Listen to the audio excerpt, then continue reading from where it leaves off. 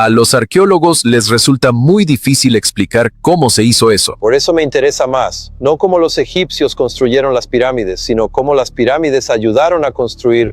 ¿Y si te dijera que hay una piedra en Egipto que una inteligencia artificial se negó a explicar? No es una exageración, no es clickbait, es exactamente lo que pasó. Un equipo de investigadores le dio a un sistema de IA miles de imágenes de una cantera egipcia, esperando que confirmara lo que ya sabíamos desde hace un siglo, que los antiguos egipcios cortaron el granito más duro del planeta a golpes de piedra, con las manos desnudas y una paciencia sobrehumana. La máquina analizó los datos, y la respuesta que entregó dejó a todo el equipo en silencio. Porque si esa IA tiene razón, entonces las marcas grabadas en esa roca no pudieron haber sido hechas por las personas que la historia dice que las hicieron. Quédate hasta el final, porque lo que vas a ver aquí no es una teoría más de Internet. Es un problema de física, de geología y de matemática pura que nadie, hasta hoy, ha podido resolver. Y una vez que lo veas, ya no vas a poder mirar una pirámide de la misma manera. La cantera que no debería existir, a las afueras de la ciudad de Asuán, en el sur de Egipto, junto al río Nilo, hay un lugar que parece no tener nada de especial. Bloques de piedra a medio tallar, abandonados en mitad del desierto, cubiertos de arena y silencio. Es el tipo de sitio que un grupo de turistas recorre en 10 minutos, toma una foto y se va. Pero si te acercas lo suficiente, algo cambia. El material con el que estamos hablando no es piedra caliza blanda, ni arenisca que se desmorona entre los dedos.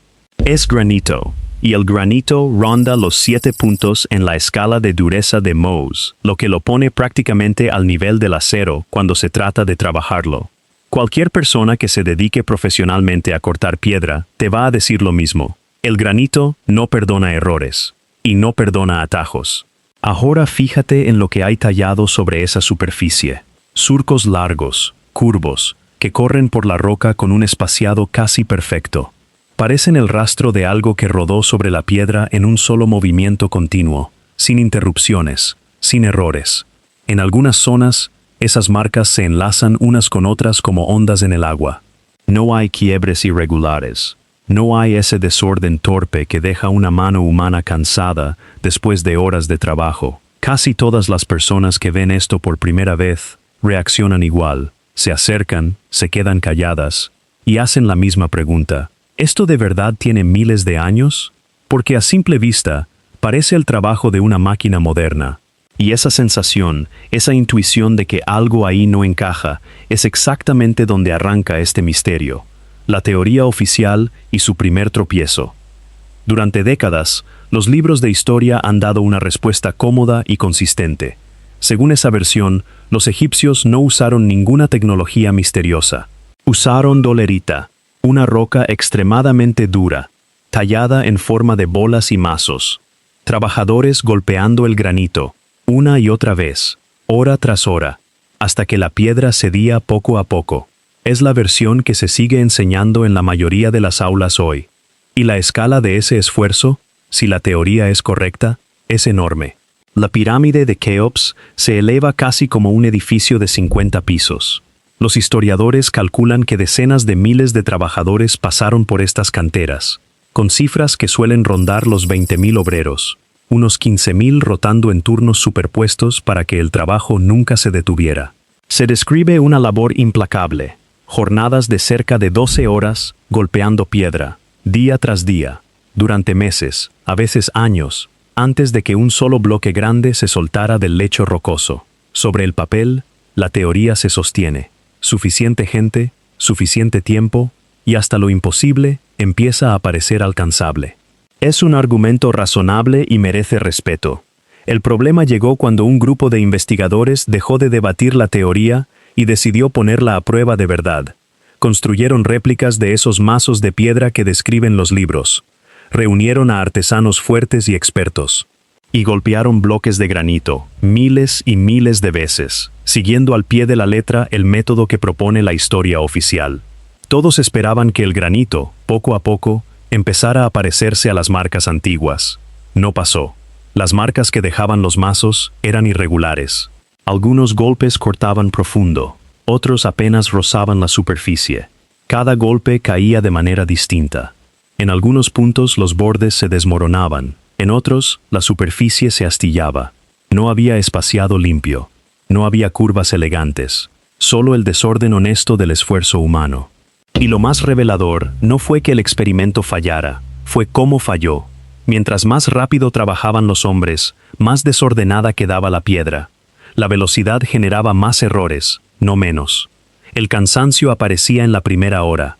Las manos perdían firmeza, el espaciado se volvía errático. Porque eso es exactamente lo que hace un cuerpo humano. Se cansa, se equivoca, cambia. El equipo que buscaba confirmar el libro de texto terminó, sin querer, desmintiendo la parte que todo el mundo daba por cierta. Ahora pone ese resultado al lado de las marcas reales de Asuán, y el contraste es casi violento. Los cortes reales parecen hechos por una herramienta que se movió sobre la piedra en una sola dirección, a velocidad constante. Arcos largos y curvos, espaciado casi idéntico. Un nivel de consistencia que no debería existir, porque no importa cuán hábil sea una persona, el cuerpo tiene límites. La gente se cansa. El ángulo de cada golpe se desvía con el tiempo. Esa desviación no es un defecto, es biología pura, y sin embargo, en las marcas de Asuán, esa inconsistencia humana normal casi no aparece por ningún lado. Ese es el punto exacto donde la historia oficial y la piedra dejan de estar de acuerdo. Cuando le pidieron a una máquina que mirara sin prejuicios, frente a una teoría que no lograba explicar lo que había en la roca, un grupo de investigadores probó algo distinto. En lugar de apoyarse en la opinión humana, cargada de años de suposiciones heredadas, decidieron entregarle toda la evidencia a un sistema de inteligencia artificial, sin decirle qué respuesta se esperaba. Primero armaron los datos usando fotogrametría, miles de fotografías de altísima resolución, superpuestas y combinadas hasta formar modelos digitales tridimensionales de toda la superficie de la cantera. Modelos que se pueden rotar, acercar y medir desde cualquier ángulo, con un nivel de detalle milimétrico. Todo ese material se cargó en un sistema entrenado para comparar marcas de herramientas de todo tipo, antiguas y modernas. Y aquí está el detalle importante. La IA no sabía que estaba mirando Egipto. No se le dijo qué herramientas se supone que se usaron, ni qué conclusión debía alcanzar. Su única tarea era medir patrones y compararlos contra miles de firmas de herramientas guardadas en su base de datos. El sistema analizó 847 cortes individuales. Para cada uno midió la curvatura, el radio del arco, el ángulo de entrada de la herramienta, la profundidad, la distancia entre cortes vecinos y la consistencia general en todo el campo de marcas. Es el tipo de trabajo minucioso que a un equipo humano le tomaría años completar. Y es justo lo que una máquina puede hacer sin cansarse y sin querer llegar a ninguna conclusión en particular. Un experto humano llega a Asuán ya convencido de lo que dice el libro de texto. Espera encontrar mazos, y por eso tiende a ver mazos. La IA no cargaba con ese sesgo. Solo conocía formas, ángulos y profundidades, y los comparaba contra todo lo que había aprendido antes. Cuando el informe terminó de procesarse, un número se destacó por encima de todos los demás. En los 847 cortes, repartidos por distintas zonas de la cantera, la variación total fue de apenas 4,3%. Ese es el número que detuvo a todo el equipo. Suena a poco, en términos cotidianos, pero en términos de ingeniería, es casi inquietante. Incluso un artesano experto, repitiendo el mismo movimiento una y otra vez, va a mostrar variación. La mano sube un poco, el ángulo cambia, la fuerza varía de un golpe a otro. Por eso, incluso con buenas herramientas manuales modernas, una variación de entre 12 y 20% se considera completamente normal. Llegar a 22% no sorprende a nadie. Una persona no es una máquina. Y aún así, ahí estaban cientos de cortes repartidos por toda una cantera en funcionamiento, separados por apenas 4,3% de diferencia entre sí. La IA no se detuvo en el espaciado. Los ángulos de entrada también eran sorprendentemente uniformes, como si el recorrido de cada corte hubiera sido planeado de antemano y ejecutado con una disciplina casi mecánica. Ya no parecía el trabajo de un obrero, ni siquiera de miles de obreros. Parecía un solo sistema repitiendo la misma acción, una y otra vez. casi sin variación. Ese fue el momento exacto en que esto dejó de ser una curiosidad arqueológica y se convirtió en un problema serio de ingeniería. Si las manos humanas dejan entre un 12 y un 22% de variación, y estas marcas muestran solo un 4,3%, entonces, ¿quién las hizo? ¿Y con qué? ¿La coincidencia? Con herramientas que todavía no existían. Una vez que el sistema terminó de medir cada corte, el siguiente paso fue decidir a qué herramientas se parecían más esas marcas. El sistema comparó los datos contra miles de perfiles, desde mazos de mano hasta herramientas de la Edad de Bronce, pasando por la maquinaria industrial más avanzada que existe hoy. Primero probó la teoría del mazo de piedra, y volvió a chocar con la misma pared. Los golpes son irregulares por naturaleza. La profundidad varía, el ángulo cambia con cada impacto. Los cortes de Asuán, en cambio, mostraban un espaciado casi idéntico y un patrón repetitivo y disciplinado que un mazo, simplemente, no puede producir. Así que el sistema pasó a comparar contra herramientas modernas, y 3 coincidencias subieron al primer lugar. La primera, cortadoras rotativas con punta de diamante, herramientas que giran a alta velocidad y cortan piedra, dejando marcas limpias y consistentes incluso en granito. La segunda, sistemas de corte por chorro de agua a presión, mezclado con partículas abrasivas, conocidos por lo controlado y preciso de sus cortes. La tercera, y quizás la más inquietante para muchos, el corte ultrasónico, donde una hoja vibra a una frecuencia por encima de lo que el oído humano puede percibir, produciendo resultados asombrosamente precisos. Lo que separa a estas 3 tecnologías de un simple mazo no es solo lo afilado del corte, es la repetibilidad. Una máquina no se cansa en el corte número 400, no cambia su agarre ni su ángulo a mitad del trabajo. Corta el número 800, exactamente igual que el primero. Y esa firma, esa uniformidad casi inhumana, es justo lo que el sistema seguía encontrando en las marcas de Asuán. Cuando terminó de comparar todo, entregó su nivel de confianza. Y ahí la sala volvió a quedarse en silencio. La coincidencia más cercana para las marcas de Asuán fue un proceso de corte rotativo industrial, con un nivel de confianza de aproximadamente 94%. Detente un segundo en ese número. Y hay un dato más. En cientos de cortes, repartidos por distintas zonas de la cantera, el ángulo de entrada variaba menos de 2 grados. Tantas marcas, en tantos lugares distintos, y la herramienta tocaba la piedra prácticamente con el mismo ángulo cada vez. Sostener ese nivel de precisión a mano se considera casi imposible.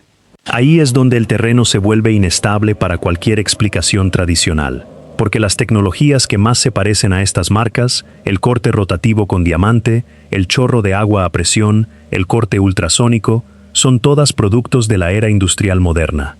No existe ningún registro, ningún fragmento, ni la más mínima señal de una tecnología así en el mundo que, según la historia, construyó esta cantera. De un lado está la historia oficial, insistiendo en que solo existían herramientas de piedra simples. Del otro, un sistema de análisis diciendo que la evidencia se parece al resultado de un proceso industrial controlado. Esa brecha entre ambas versiones es el corazón de todo este misterio, y está a punto de hacerse más grande. Los pozos que no deberían tener esas marcas. Hay un detalle en Asuán que casi nadie se detiene a mirar con atención. Y honestamente, es la parte que debería quitarte el sueño. Repartidos por todo el sitio hay pozos estrechos y profundos, que descienden entre 9 y 15 metros en línea recta hacia abajo. Muchos de ellos tienen apenas 1 metro de ancho en la boca. Desde arriba, parecen simples agujeros. Pero en el momento en que examinas las paredes internas, todo cambia. Ahí, en las paredes de esos pozos, aparecen las mismas marcas curvas, uniformes, en espiral, que se encuentran en la cantera abierta. La misma profundidad, el mismo patrón, la misma forma. Y eso es exactamente lo que inquieta a quienes estudian el sitio, porque si la teoría del mazo es correcta, un trabajador necesita espacio real para maniobrar, al menos entre 40 y 60 centímetros de margen, para echar el mazo hacia atrás y descargar el golpe con la fuerza necesaria para romper granito. Sin ese espacio para el impulso, no hay velocidad. Y sin velocidad, una bola de dolerita, apoyada contra el granito, casi no hace nada. Toda la teoría del mazo depende del movimiento de vaivén, del impulso acumulado en el swing. Así que ese pozo no es solo un lugar incómodo para trabajar. Es un lugar donde la única herramienta que la historia oficial permite, físicamente, no puede funcionar. Y aún así, el trabajo está hecho. Dentro de esos pozos apenas hay espacio para estar de pie, mucho menos para tomar impulso con un mazo. Granito duro por todos lados, profundidad real, un espacio angosto y opresivo. Y sin embargo, las marcas en esas paredes son idénticas a los cortes en las zonas abiertas de arriba, aparentemente hechas sin ninguna pérdida de precisión. Cuando se analizaron los datos de estos pozos, el sistema evaluó el ancho del espacio, el ángulo de los cortes, la dureza del granito y el margen que necesita el swing de un mazo.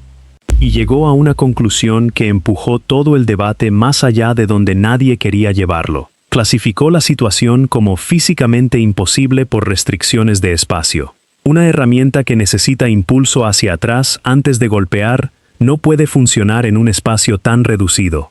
Pero un sistema que aplica fuerza vertical, directamente hacia abajo, sin necesidad de tomar impulso, sí podría producir estas mismas marcas, incluso en el rincón más estrecho. Y eso, en silencio, elimina el único método que los libros de historia insisten en que se usó. Lo que apareció bajo el microscopio. Hasta este punto, todo el análisis había sido sobre la superficie de la piedra. El siguiente hallazgo llegó al mirar por debajo de ella. Cuando golpeas repetidamente una piedra dura con una herramienta pesada, la superficie se rompe. Los científicos lo llaman fracturación. Los cristales internos se agrietan en direcciones aleatorias, los bordes quedan ásperos, y pequeñas fisuras se extienden hacia el interior del material. Al microscopio, un granito golpeado a mazazos se ve como un pequeño campo de batalla, astillas y líneas de tensión por todas partes. Las marcas de Asuán no se parecen en nada a eso. Bajo el lente, los investigadores encontraron una superficie que no parecía rota en absoluto. Parecía cortada limpiamente. En términos técnicos, se le llama patrón de cizalla, un límite nítido y deliberado entre la superficie cortada y la piedra intacta a su lado. No parecía golpeada, parecía que algo había separado el material, con paciencia, siguiendo una línea elegida de antemano. Y debajo del corte, casi no había daño hacia el interior de la roca. Si hubiera sido obra de mazos, deberían aparecer grietas hacia abajo. No había nada de eso. Toda la fuerza parecía haberse concentrado en un solo punto exacto, sin dispersarse. Después aparecieron las espirales. Con más aumento, surgieron marcas finísimas en forma de espiral, sugiriendo el paso de una herramienta giratoria que se movió sobre el granito, rotando siempre en la misma dirección. En muestras tomadas de zonas completamente distintas de la cantera, esas espirales giraban de la misma manera. Luego llegaron los indicios de alteración térmica.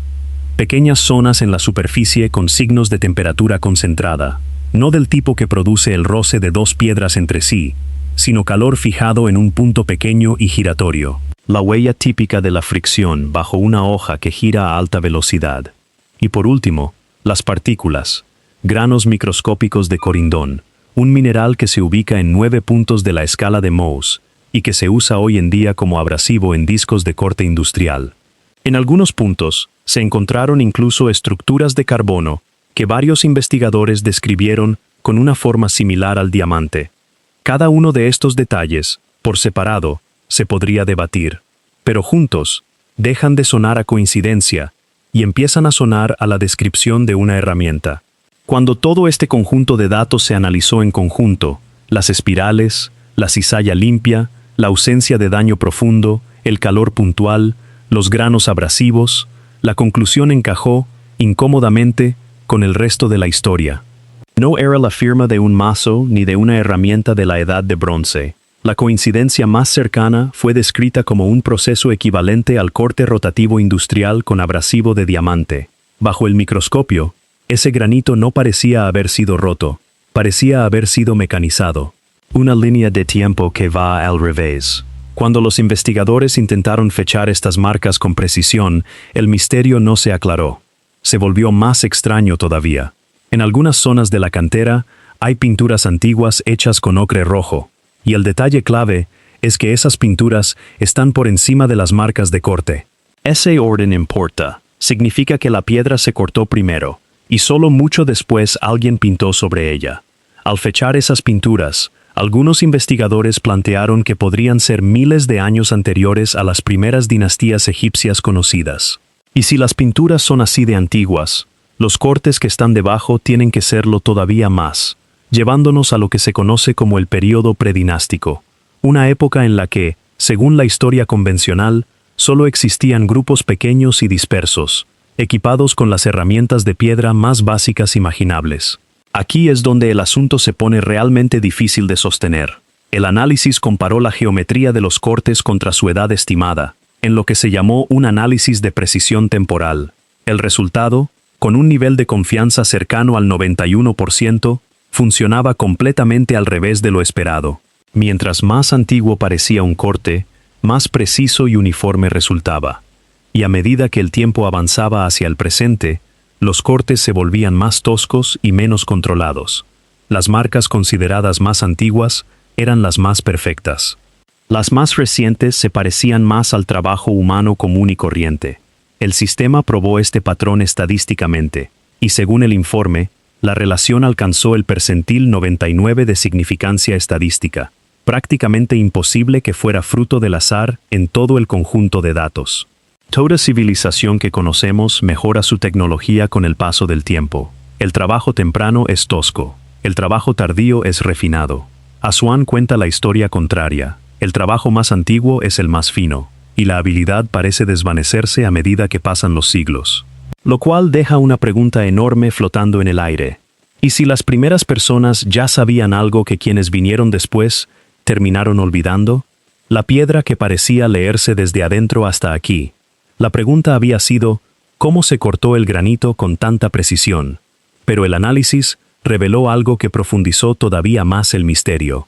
Quien haya hecho estos cortes no parecía estar trabajando solo la superficie visible. Parecía ya saber lo que había escondido dentro de la piedra. El granito no es un material uniforme. En su interior corren distintas bandas de minerales, zonas más duras y vetas naturales más débiles, por donde la roca cede con más facilidad.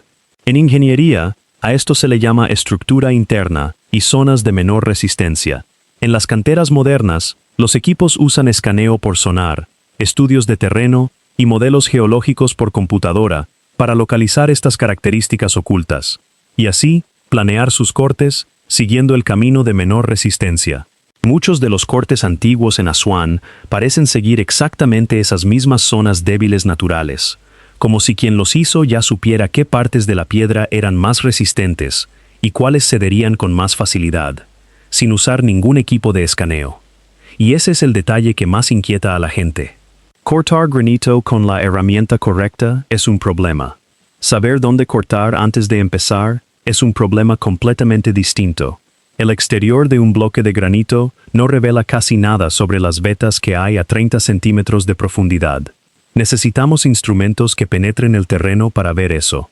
Seguir esas líneas internas a ciegas, sin poder verlas, y acertar una y otra vez en el camino de menor resistencia, requeriría o una suerte extraordinaria repetida cientos de veces, o algún método para entender el interior de una roca sin poder mirar adentro.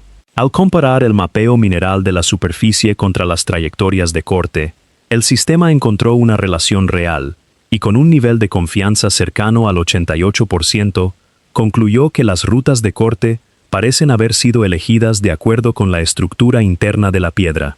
Algunos investigadores empezaron a llamarlo la teoría de la piedra, que se lee, la idea de que quienes construyeron esto tenían alguna manera de entender la arquitectura oculta de una roca antes de siquiera tocarla.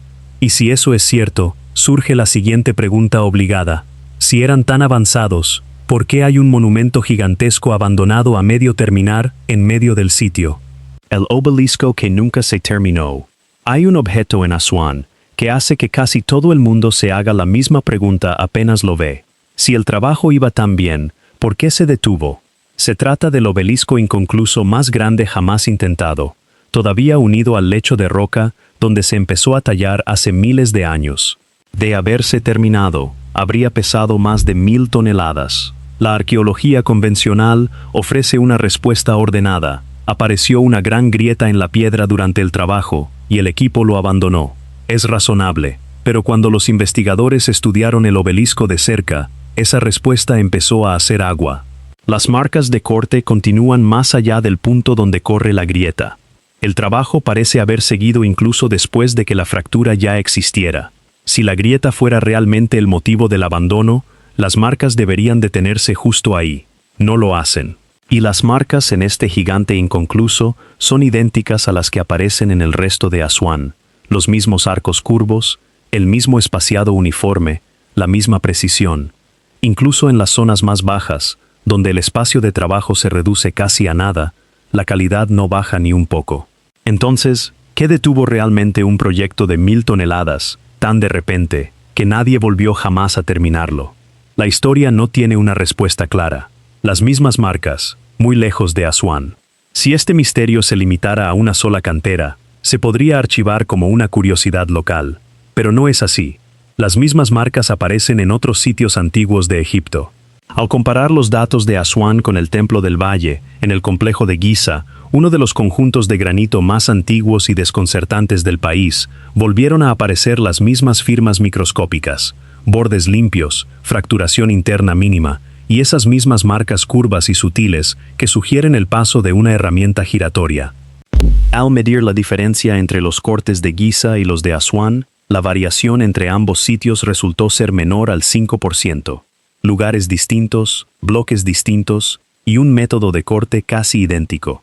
Combinando todos los datos de Egipto, el análisis llegó a una conclusión con un nivel de confianza cercano al 89%. Esto no parece la historia de un solo lugar.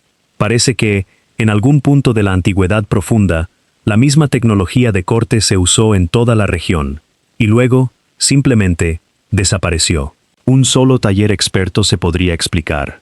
Una generación afortunada de talladores maestros pasándose la técnica entre pocas manos. También se podría argumentar. Pero la misma huella apareciendo a cientos de kilómetros de distancia, en piedra distinta, en sitios distintos, con menos de un 5% de variación, ya no es un taller.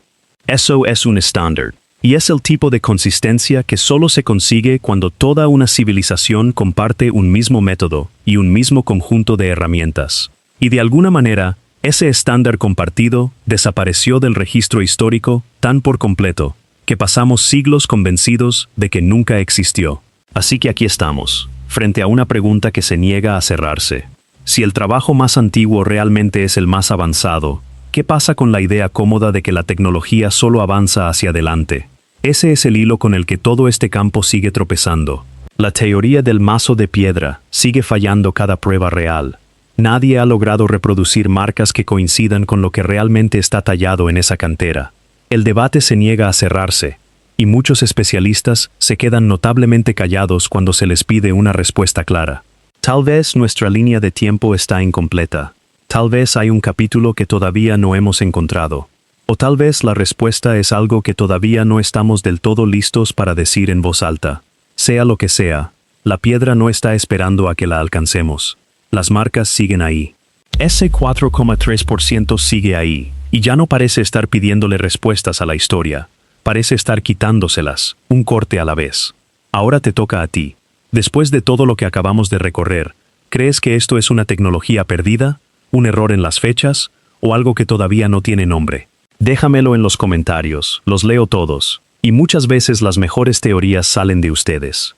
Y si crees que la historia sigue guardando más de lo que nos cuenta, suscríbete a Wise y activa la campanita, para que seas de los primeros en enterarte la próxima vez que un descubrimiento se niegue a seguir enterrado.